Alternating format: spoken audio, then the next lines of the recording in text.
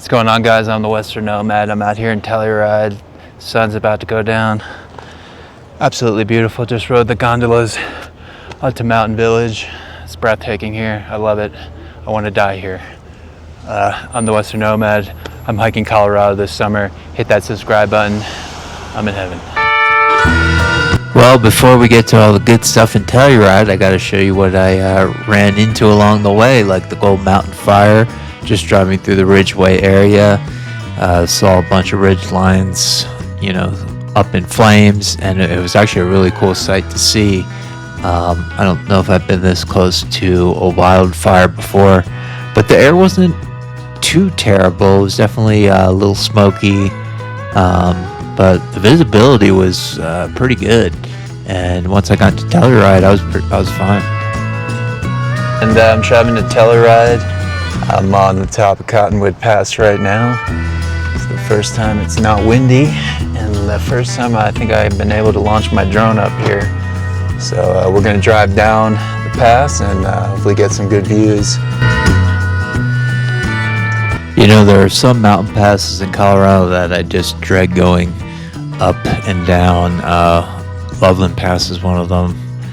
Going down Monarch Pass, not so fun, but I like Cottonwood Pass because it's a little more gentle and forgiving, not as steep drop-offs, and it's a beautiful place. So whenever I'm going to Crested Butte or certain parts of southwest Colorado, I enjoy just going to the top of Cottonwood Pass and driving down here, and I think it's just a gorgeous area, Colorado, and to be rewarded with amazing views and sights on the way to one of the most amazing mountain towns in the country. It just makes me feel really lucky. And this is Blue Mesa Reservoir, Taylor Lake. You pass these really large bodies of water that I feel don't really get talked about too often.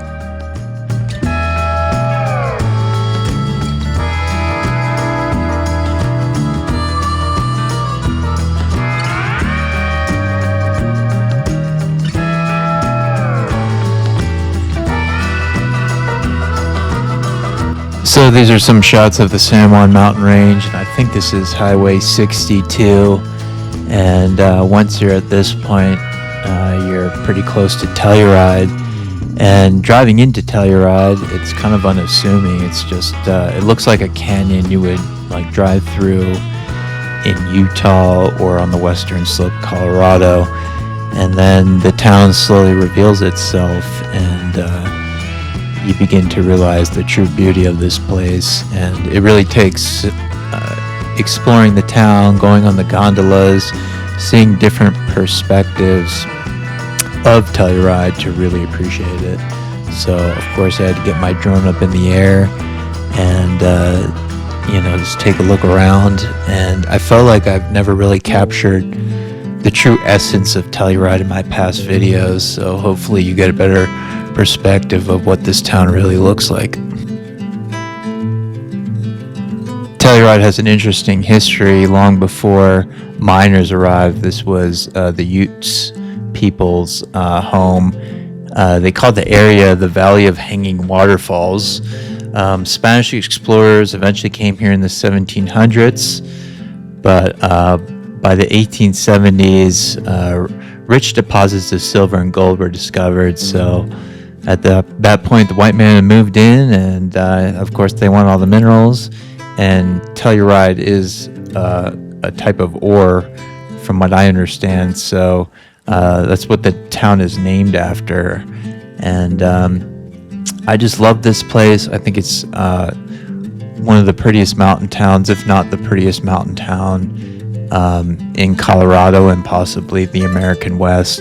It's just super unique, and its remote location really just provides for this way of life that is hard to replicate elsewhere.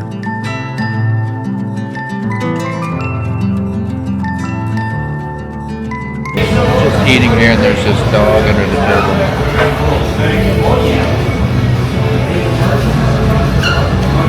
He won't leave me.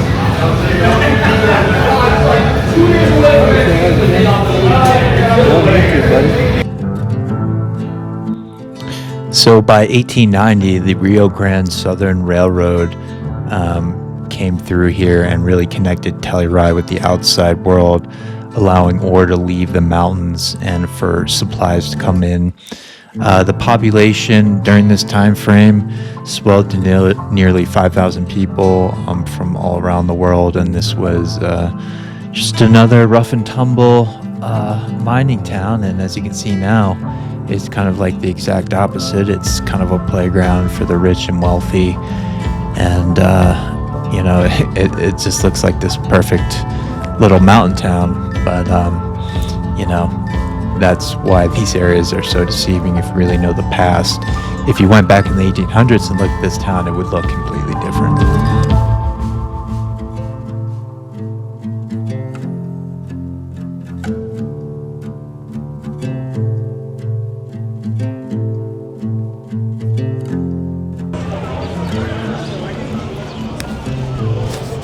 Basically everyone here is a tourist, I think, so no use interviewing anybody. Can we get a video? Hi. Hey. Hey. Hey, where are you guys here from? Michigan. Michigan? Where are you from? I'm from Baltimore. You like it here? We love it here. It's so gorgeous. Yeah, how long you been here for? For a day. A day? A lot to see. Very cool. Well, enjoy your stay.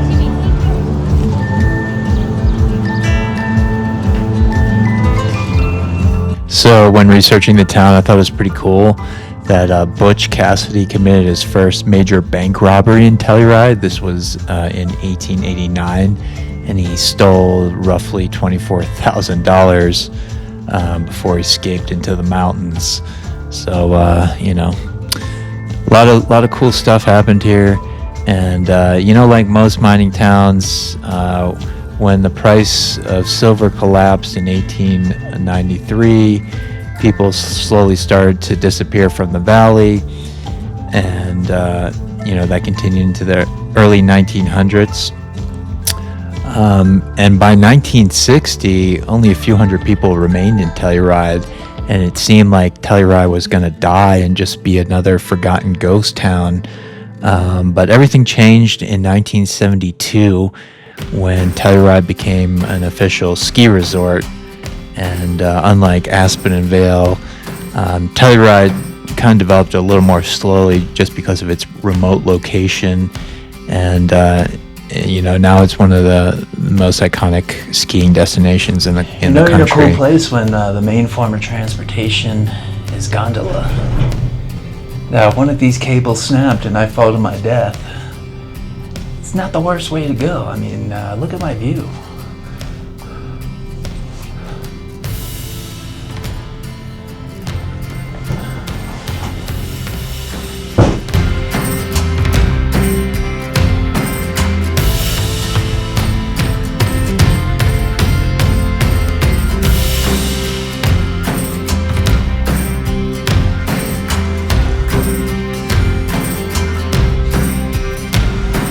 Telluride is comprised of two towns. The town below me, the main downtown, and Mountain Village, where I'm headed.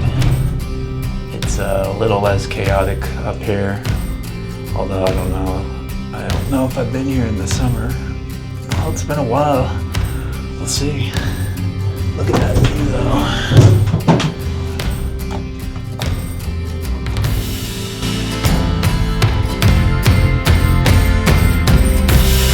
So this is me just walking around. This is that's I think that's Sophia's place, which is an in-between place between Mountain Village and Telluride. But just watching the sunset going down to Mountain Village, it's just a breathtaking sight. And if you've been to Telluride and haven't rode the gondolas, you just haven't been to Telluride.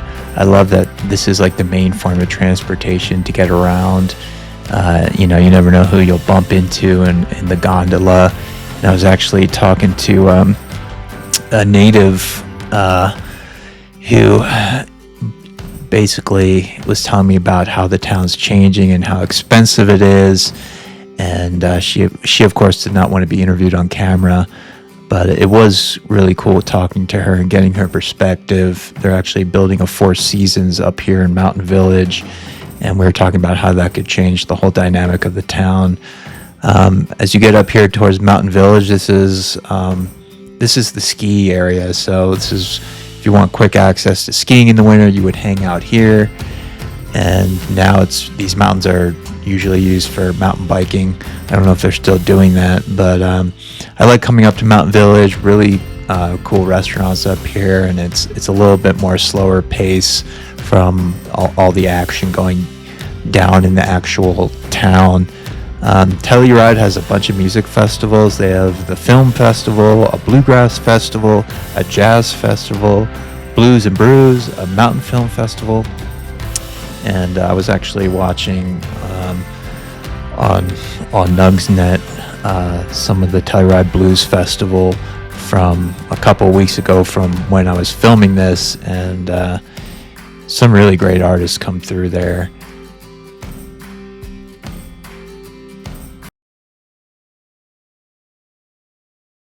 Although Telluride looks like heaven, and it is heaven, this is not an easy place to live in. The cost of living is pretty extraordinary here. You have to be wealthy, like very wealthy, to own a home here. Most of the people who work here have to commute long distances because they can't afford to live anywhere in the area. Climate change is always an issue. Of course, you have wildfires out here, and then the warmer winters are shortening the ski season, so that's less revenue, less tourism during the winter. I've even researched that there's a lot of debate here over resort governance, just like how this town is managed with building additional housing, maintaining the downtown vibe, upgrading the infrastructure and transportation, and just basically, it's a resort town. So you have the people living here, and then you have the tourists. So there's two different types of people who are experiencing this, and the people who live here, they're not going to really appreciate the tourists. Taking the gondola back down to Telluride from Mountain Village. It's just about dark, so should be a cool shot of the village coming down. So this was really cool, just taking a gondola ride at night, which I've never done in Telluride, and just descending into the town of Telluride from Mountain Village as the sun was just about gone and it turned pitch black. It really was just a beautiful thing to see, and I'm not sure the camera can really capture how gorgeous this gondola ride was, but this was my last day. And it was a great way to wrap up my trip. And coming off the gondola, still seeing a couple of restaurants open and people enjoying themselves. Just considering where I am from on the East Coast and seeing towns like this, it's like unimaginable that towns like this even exist. And I just feel incredibly lucky to live in Colorado and experience some of these things. That's my video on Telluride. Hope you enjoyed. Stay tuned. I'm going to be uploading some really cool alpine lake hikes, like the Blue Lakes hike, which is legendary, and it's a bucket list hike. So that's coming up soon. Thanks for watching. Thanks for subscribing. And as always, keep wandering.